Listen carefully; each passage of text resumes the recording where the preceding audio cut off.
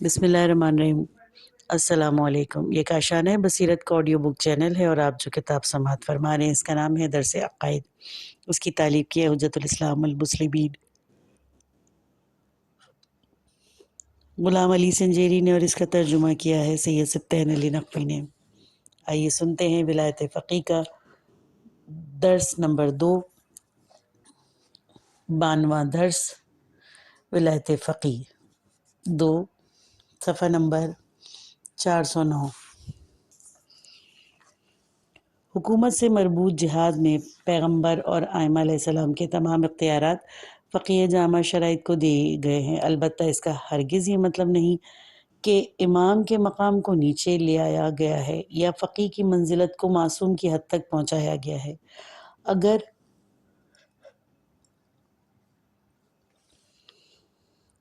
فقہا میں سے کسی ایک کو حکومت کی تشکیل دینے کی توفیق ملے تو تمام فقہا پر لازم ہے کہ اس کی اتباع کریں، کیونکہ ایک عادل فقیہ جو حکومت اسلامی تشکیل دے سکتا ہے پر واجب ہے کہ اس کام کو انجام دے۔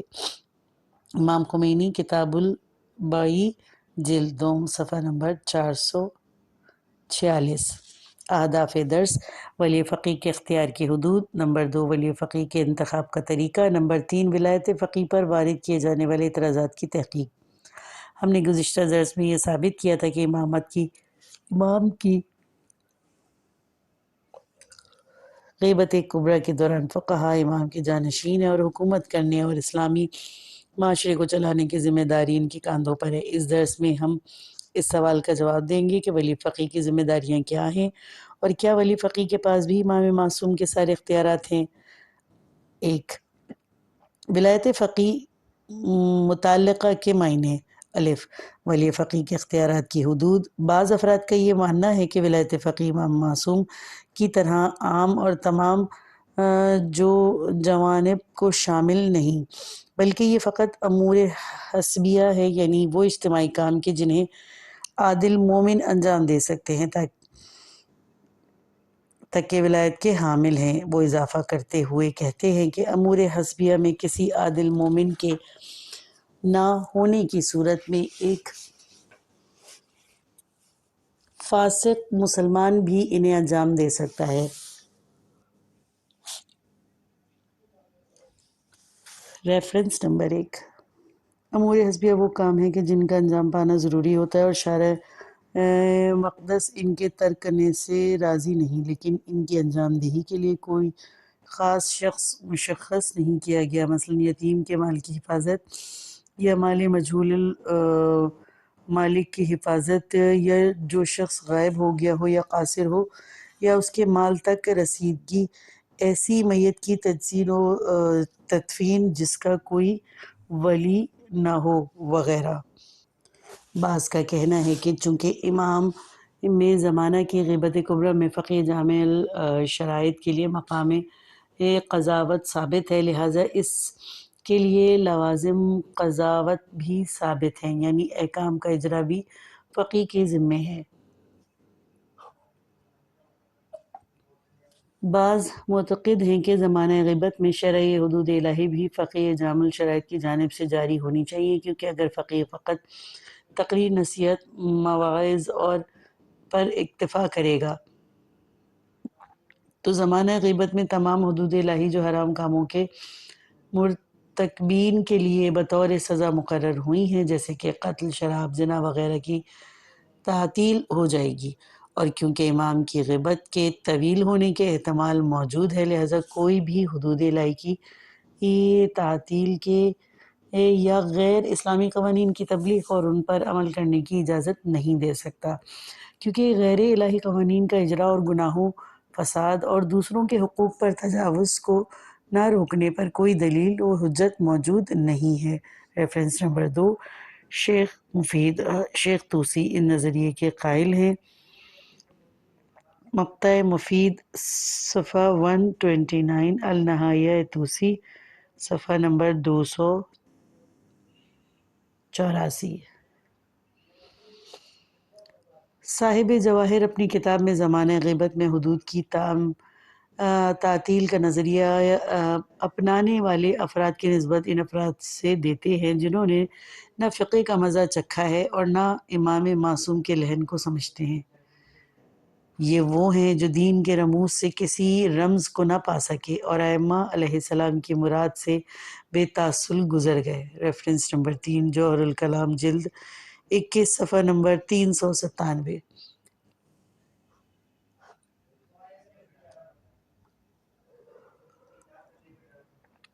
بہرحال نظریہ دخالت فقیہ در امور حسبیہ کے مطابق فقیہ دوسرے مومنین کی حد تک ایک شخص ہے اور بعض امتیازات کے باوجود فقط چند محدود اور خاص امور میں حق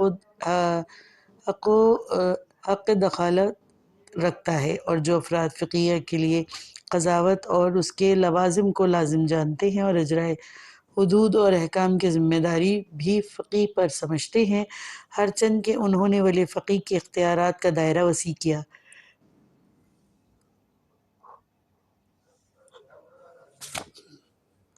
لیکن پھر بھی وہ ولایت محدود کے قائل ہیں۔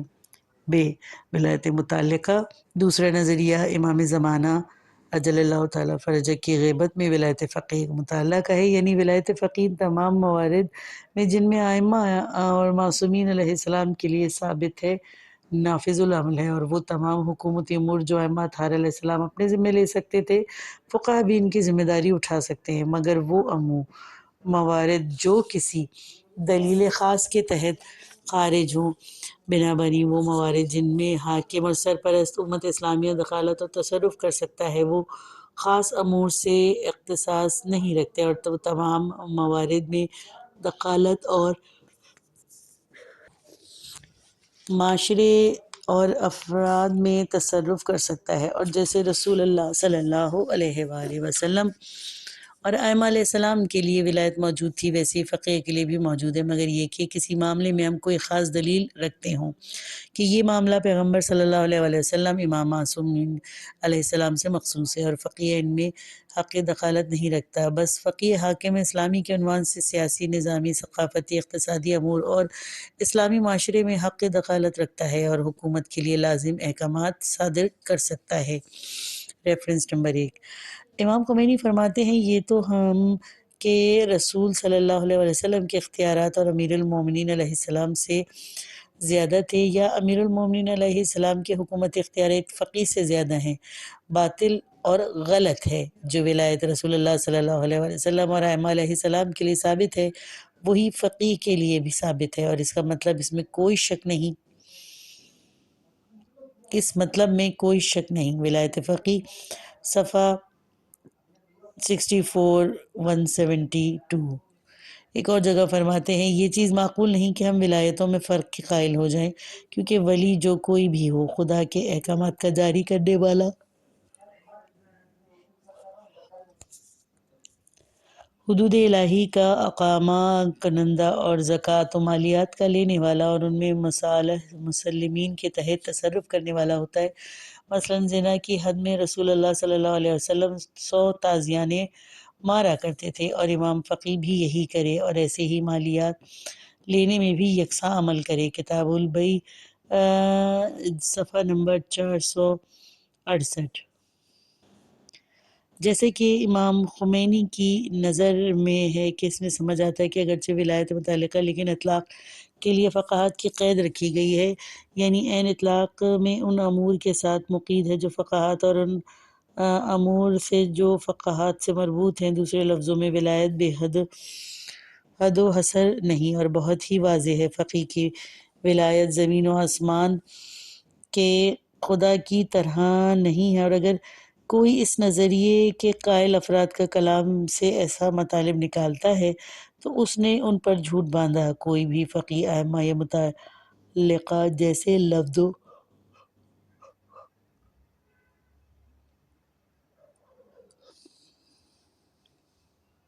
لفظوں سے یہ نامعقول معنی مراد نہیں لیتا، اور یہ نہیں کہتا کہ ولایت فقیہ متعلقہ یعنی نامحدود اور متعلق العنان ہونا، ولایت فقی یعنی فقی کا ایک معاشرے کی سرپرستی کرنا اپنی نقاہت کی روش کے ساتھ کہ جو دقیقاً تمام دینی امور میں موجود ہے اور کسی خاص باب سے مقید نہیں، لازم ہے کہ یہ ولایت فقاہت اور اجماعت کے ساتھ ہو اور کتاب الہی اور سنت رسول سے اسے سمجھے، نہ کہ تفسیر بالرائے اور اپنے خود ہی ارادوں سے۔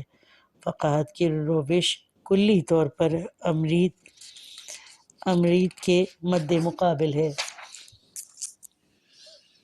نمبر 2، ولی فقی منتخب کرنے کا طریقہ۔ جیسا کہ ہم نے عرض کیا کہ زمانہ غیبت کبریٰ میں ہر وہ عادل فقی جو معاشرے کو چلانے کی توانائی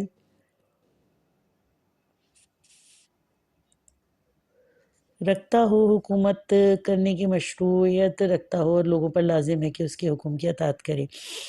اگرچہ ولایت فقی واجب کفائی اور فقہا میں سے جس میں بھی اس کی شرائط فراہم ہوں، جب وہ اس عہدے کی ذمہ داری اٹھا لے تو یہ دوسروں سے پر ساقط ہو جاتا ہے۔ نیز امت کی مصلحت کے مطابق جس مورد میں بھی ولایت قدم اٹھائے وہ سب پر نافذ العمل ہے، لیکن یہ ممکن ہے کہ ایک ہی زمانے میں متعدد افراد ان شرائط کے حامل ہوں، جبکہ ہمیں حکومت کرنے کے لیے فقط ایک ہی حاکم کی ضرورت ہے۔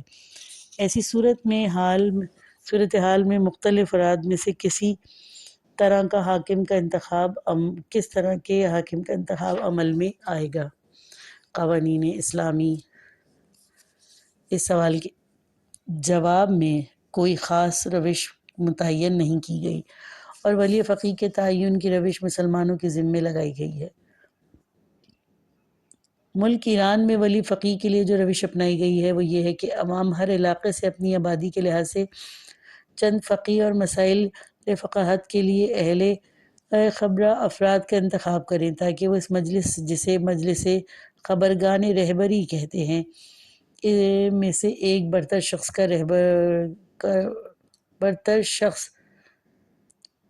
رہبر کے طور پر انتخاب کر سکیں اور اس رہبر کے دور رہبری میں اس کے اعمال و کردار پر نظر رکھیں تاکہ وہ شرعی قانون کی حدود سے خارج نہ ہو۔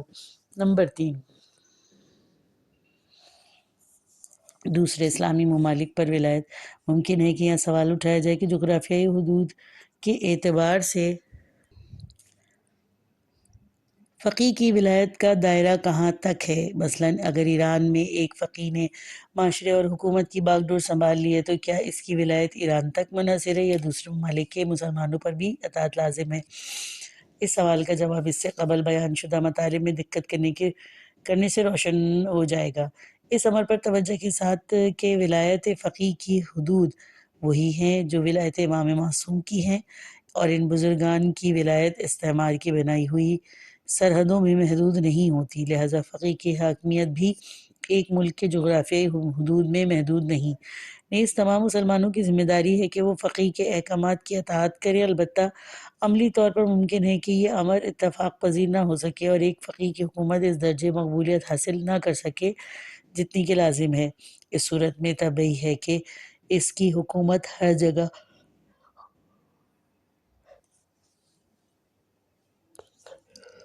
تشکیل نہیں ہو سکے گی اور جہاں حکومت قائم نہیں ہوتی وہ مقام باقی رہ جائے گا۔ کچھ اور بھی جانیے۔ امام خمینی کے نظریے کے مطابق ولایت فقی کی تشریح از قلم اسناد آیت اللہ مصعب یزدی۔ آیت اللہ مصعب یزدی ان افراد میں سے ہیں جنہوں نے نظریہ ولایت فقی کے استدلالی بنیادیں مضبوط کرنے میں بہت اہم کردار ادا کیا ہے۔ اس کی وجہ سے جو کچھ انہوں نے ولایت فقی کے حوالے سے اپنی کتاب پر تو ولایت میں لکھا ہے ہم اسے یہاں پیش کر رہے ہیں۔ ہم اس کتاب پڑھنے والے تمام قارئین سے التماس کرتے ہیں کہ کم از کم ایک بار ان تمام مطالب کا مطالعہ ضرور فرمائیں۔ بعض افراد اس چیز کے معتقد ہیں کہ ولایت کی 3 اقسام ہیں: ولایت متعلقہ، ولایت عامہ اور ولایت خاصہ یعنی مقیدہ۔ اگر اسلامی حکومت وجود نہ رکھتی اور ولی فقی حکومت کے معاملے میں کوئی کام انجام دینے کی طاقت نہ رکھتا ہوتا تو اس صورت میں جامع الشرائط مجتہد کے اختیارات اور عملی کاموں کا دائرہ محدود ہوتا اور معاشرے کے مختلف امور امور میں کارہائے ولایت یعنی کہ حکومت انجام نہیں دے سکے گا۔ مثال کے طور پر پہلوی دور اور انقلاب اسلامی ایران سے پہلے فقط امور حسبی اور ضروری موارد میں ہی دخالت کر سکتا تھا۔ فقہا حکومت سے دور رہ کر ولایتی کار انجام دیتے اور لوگوں کو کچھ کاموں جو شرعی اور دینی امور سے تعلق رکھتے تھے فریاد رسی کو پہنچتے تھے۔ متعددین افراد طاغوت کے زمانے میں بھی اس مسئلے سے آشنا تھے۔ حکومت کے کارمند اور نوکر حضرات اپنی تنخواہ کے حلال ہونے سے متعلق فقہا کے پاس جا کر سوال کرتے، ان سے اجازت لیتے۔ ایسے ہی کسی یتیم بچے کی قیم کے لیے یا کچھ اور خاص شرائط میں ولی فقیہ مجتہد جامع الشرائط سے اجازت لیا کرتے تھے۔ یہ وہی ولایت مقیدہ ہے جو حکومت اور در حکومت کی ایک قسم ہے۔ ان حالات میں حاکم کی حکومت ایک غاصب حکومت تھی، لہذا فقہا لوگوں کے کاموں میں مداخلت کا حق نہیں رکھتے تھے اور فقیہ طاغوتی حکومت کی نظر سے دور رہتے ہوئے احکامات جاری یا مختلف امور میں تصرف کرتا تھا۔ لیکن اگر فقیہ کے اختیار میں قدرت و حکمت ہو تو وہ مبسوط الید یعنی جس کے ہاتھ کھلے ہوں ہے۔ اس حالت میں اس کے افعال کا دائرہ فقط امور حسبیہ یا اضطراری موارد تک محدود نہیں، بلکہ ان موارد میں بھی جہاں کوئی اضطرار اور شدید نیازانہ بھی ہو، فقیہ ان کے مقامات پر کوئی ولایت کا استعمال پھر بھی اپنی ولایت کا استعمال کر سکتا ہے۔ اس ولایت کو ولایت عامہ یا ولایت متعلقہ کہتے ہیں۔ ریفرنس نمبر 1 طول تاریخ تشریع میں کوئی فقیہ ایسا نہیں کہ جس نے کہا ہو کہ فقیہ کے پاس کسی قسم کی بھی کوئی ولایت موجود نہیں۔ جو چیز فقہا کے درمیان اختلافی ہے وہ اس کی حدود، مراتب اور درجات ہے۔ امام خمینی اس بات کے معتقد تھے کہ حکومت کے معاملے میں جو اختیارات امام معصوم علیہ السلام کے پاس ہیں، ولی فقیہ کے پاس بھی وہی اختیارات موجود ہوں، مگر یہ کہ کوئی چیز خاص دلیل کی بنا پر خارج ہو۔ وہ اس بارے میں فرماتے ہیں کہ اصل یہ ہے کہ ایک فقیہ جو عصر غیبت میں شرائط حاکمیت رکھتا ہو وہ معصوم کے تمام وسیع اختیارات رکھتا ہے، مگر یہ کہ کسی امر پر ہمارے پاس اس کے معصوم کے مختصات میں سے ہونے پر دلیل ہو۔ حکومت اسلامی صفحہ نمبر 56۔ ایسی ولایت کو ولی فقیہ کے اختیارات کی بحث میں ولایت متعلقہ کہتے ہیں۔ ولایت متعلقہ کی یہ معنی نہیں کہ فقیہ جو چاہے وہ کام انجام دینے کا مجاز ہو۔ جو بعض لوگوں کو خدشہ لاحق ہے اور وہ یہ کہہ اٹھتے ہیں کہ ولایت متعلقہ کے مطابق تو فقیہ توحید یا اصول و ضروریات دین میں سے کسی کا انکار یہ سے متوقف کر سکتا ہے۔ ولایت فقیہ کی تشریح اسلام کی حفاظت کے لیے۔ اگر فقیہ اسلام کے اصول کا انکار کا مجاز ہے تو دین کے لیے کوئی چیز باقی نہیں بچے گی، وہ اس کی حفاظت یا نگہبانی کا وظیفہ انجام دے گا۔ یہ مقصد یہ متعلقہ کی قید کا اضافہ ان افراد میں کے لیے ہے جو سمجھتے ہیں کہ فقیہ فقط ضروری موارد میں ہی حق تصرف نہیں رکھتا، بلکہ اگر شہر کی زیبا سازی کے لیے بھی کسی مکان کو منہدم کرنے کی ضرورت ہو تو کیونکہ یہ چیز ضروری نہیں لہذا فقیہ سے گرانے کا حکم نہیں دے سکتا۔ یہ فقہا ولایت فقیہ متعلقہ کے حامیوں کے برخلاف ولایت مقیدہ کے معتقد ہیں، اور ولایت متعلقہ کے حامی اسلامی معاشرے کی تمام ضروریات کو چاہیے کہ وہ اضطراری ہوں اور یا غیر اضطراری فقیہ کے تصرف کے قلمرو میں داخل جانتے ہیں۔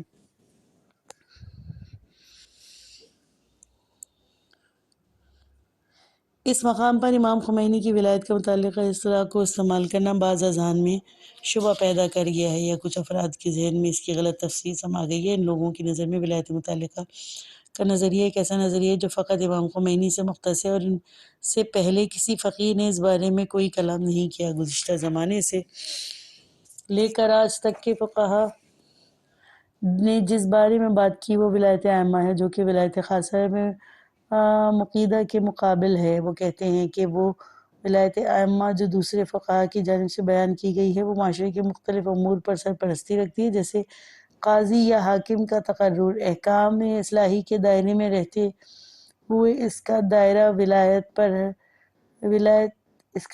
ولایت پر ہرچند کے وسیع ہے، لیکن وہ احکام الہی کے خلاف جا کر عمل نہیں کر سکتا، جبکہ ولایت متعلقہ کا مطلب یہ ہے کہ فقیہ احکام اسلامی کے دائرے میں مقید نہیں، اور وہ ہر اس چیز کو انجام دے سکتا ہے جسے وہ معاشرے کی اصلاح کے لیے سمجھے، اور چاہے کہ وہ 100% اسلام کے مخالف ہی کیوں نہ ہو۔